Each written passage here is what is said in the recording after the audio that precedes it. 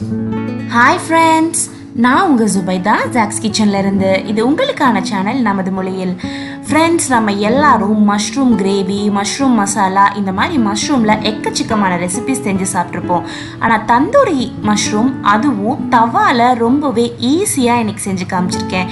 இந்த ரெசிபியை கண்டிப்பாக நீங்கள் மிஸ் பண்ணிடாதீங்க.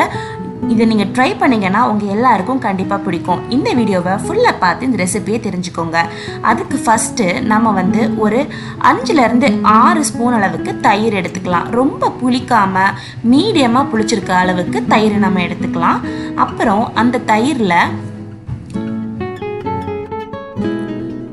1 ஸ்பூன் அளவுக்கு இஞ்சி பூண்டு ரெண்டையும் சேர்த்து 1 ஸ்பூன் சேர்த்துக்கலாம். அடுத்து கரம் மசாலா தூள்.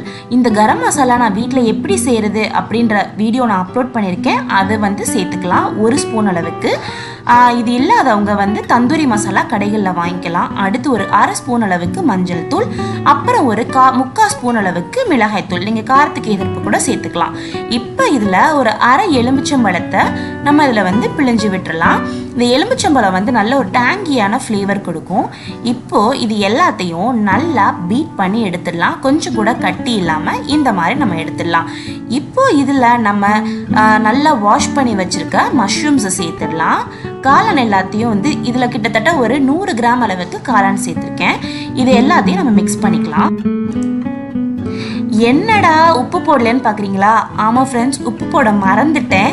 ஸோ நான் இப்போ இதில் உப்பு சேர்த்துக்கிறேன். கொஞ்சம் உப்பையும் சேர்த்துட்டு திரும்ப நல்லா அந்த மஷ்ரூம்குள்ளெல்லாம் அந்த மசாலா போகிற மாதிரி நம்ம அதை ஒரு 10 மினிட்ஸ்க்கு ஊற வச்சு எடுத்துக்கலாம். இப்போது இந்த மாதிரி ஒரு உடன் ஸ்க்ரூவர்ஸ் எடுத்துக்கோங்க. அதில் இப்போது இந்த மஷ்ரூமை ஒன்றா உள்ளுக்குள்ளே ஸ்க்ரூ பண்ணிக்கலாம். இது நான் கொஞ்சம் சின்ன சைஸ் உடன் ஸ்க்ரூவர்ஸ் எடுத்திருக்கேன். அதனால் இதில் 3 மஷ்ரூம்ஸ் தான் வரும். நீங்கள் பெருசு எடுக்கிறீங்க அப்படின்னா இதில் கொஞ்சம் கேப்சிகம், ஆனியன் கூட சேர்த்து. ஸோ இந்த மாதிரி எல்லா மஷ்ரூம்ஸையும் நம்ம இந்த ஸ்க்ரூவர்ஸில் ஃபிக்ஸ் பண்ணி எடுத்துக்கலாம்.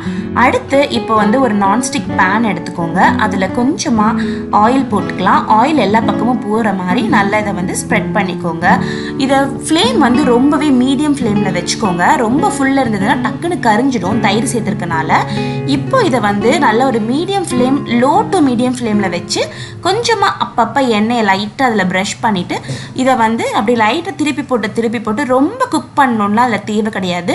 ஒரு 2 to 3 மினிட்ஸ் அப்படியே லைட்டாக அந்த மேலாப்பில் கோல்டன் கலரில் வர மாதிரி இதை நீங்கள் அப்படியே குக் பண்ணி எடுத்து சுட சுட உங்களோட பிளேட்டில் ஒரு கப் டீ இல்லாட்டி நம்மளுடைய கேப்பச்சினோ காஃபியோட வச்சு சாப்பிட்டீங்க அப்படின்னா உங்களுடைய டீ டைம், ஸ்நாக்ஸ் டைம் சூப்பராக இருக்கும் ஃப்ரெண்ட்ஸ். இப்போ நல்லா குக் ஆகிடுச்சு. இப்போ இதை நம்ம பிளேட்டில் எடுத்துடலாம். இப்போ நான் உங்களுக்கு காட்டுறேன் எவ்வளோ தூரத்துக்கு சூப்பராக அப்படியே பார்க்குறதுக்கே டெலிஷியஸாக இருக்குது பாருங்கள். ஸோ இந்த ரெசிபியை நீங்கள் எல்லோரும் கண்டிப்பாக ட்ரை பண்ணி பாருங்கள். உங்களுக்கு பிடிச்சிருந்ததுன்னா நம்ம ஜாக்ஸ் கிச்சனை மறக்காமல் சப்ஸ்கிரைப் பண்ணிக்கோங்க. இந்த வீடியோவை மறக்காமல் லைக் பண்ணிக்கோங்க. உங்களுடைய கருத்துக்கள் எல்லாத்தையுமே கமெண்ட் செக்ஷனில் தெரிவிங்க. உங்களை இன்னொரு வீடியோவில் சந்திக்கிறேன். அது வரைக்கும் பை பாய்.